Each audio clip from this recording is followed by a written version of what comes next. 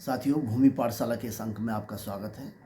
आज के इस अंक में हम बात करेंगे राजस्व न्यायालयों के संबंध में। जैसे कि आप विज्ञ हैं कि जो भूमि है और राजस्व व्यवस्था है वो राज्य सरकार का विषय है। संविधान की 7वीं अनुसूची में भूमि और भूमि की व्यवस्था और उसमें राजस्व कर, ये सारी जो प्रबंध हैं ये राज्य में निहित है। और भूमि की जो व्यवस्था होती है, उसके जो विवाद होते हैं, उसकी जो अभिलेख तैयार किए जाते हैं, उसमें लगान तय होता है, मालगुजारी तय होती है, उससे तमाम प्रकार के जितने भी प्रकरण होते हैं उनमें कई बार जो है विवादों की स्थिति उत्पन्न हो जाती है।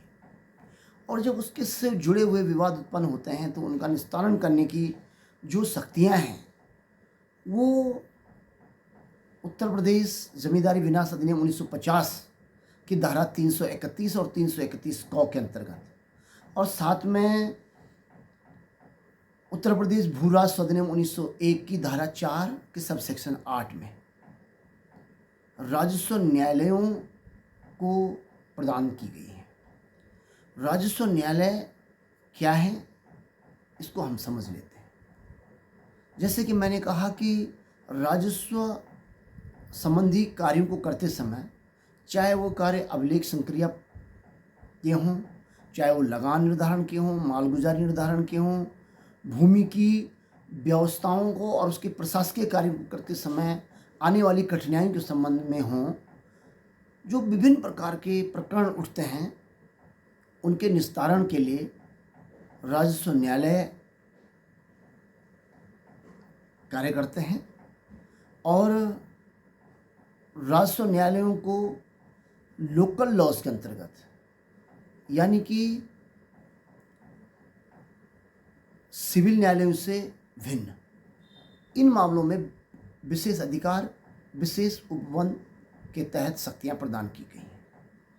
सीपीसी में कुछ राजस्ववादों की कार्रवाइयां कवर होती हैं और कुछ उससे कवर नहीं होती। इसको 1961 में जो संशोधन हुआ भूमि जमींदारी विनाश अधिनियम में 331(1) के रूप में, उसमें और अधिक स्पष्ट किया गया कि जब कभी राजस्व मामलों में अनुतोष प्राप्त करना हो तो राजस्व न्यायालयों के क्षेत्रीय अधिकार के अंतर्गत ये निहित होगा, ताकि ये लोगों में संशय न रहे कि हम सिविल कोर्ट जाएं या रेवेन्यू कोर्ट जाएं। अब हम साथियों समझ लेते हैं कि रेवेन्यू कोर्ट में कौन कौन से न्यायालय सम्मिलित हैं और उनमें कौन कौन से न्यायिक अधिकारी, राजस्व न्यायिक अधिकारी होते हैं। राजस्व विभाग के अंतर्गत राजस्व न्यायालयों की सुनवाई करने के लिए सर्वोच्च जो संस्था है, सर्वोच्च जो न्यायालय है राज्य स्तर पर, वो राजस्व परिषद होता है। और राजस्व परिषद में अध्यक्ष और सदस्य होते हैं, और वो जब न्यायिक कार्य करते हैं तो राजस्व न्यायालय की भांति उनको शक्तियां प्राप्त होती हैं। मंडल स्तर पर कमिश्नर न्यायालय और अपर कमिश्नर, अतिरिक्त कमिश्नर जिनको बोलते हैं, उनके न्यायालय हैं। जिला स्तर पर कलेक्टर और अपर कलेक्टर के न्यायालय हैं। परगना स्तर पर सहायक कलेक्टर प्रथम श्रेणी परगना अधिकारी के न्यायालय हैं, और तहसील पर तहसीलदार का न्यायालय।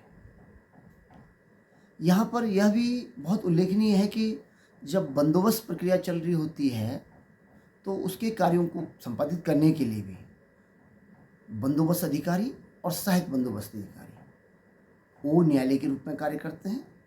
और जब अभिलेख और सर्वेक्षण की प्रक्रिया चल रही होती है तो उस समय अभिलेख अधिकारी और सहायक अभिलेख अधिकारी वो इनकी सुनवाई करते हैं और उनको भी राजस्व न्यायालय की शक्तियां प्राप्त होती हैं।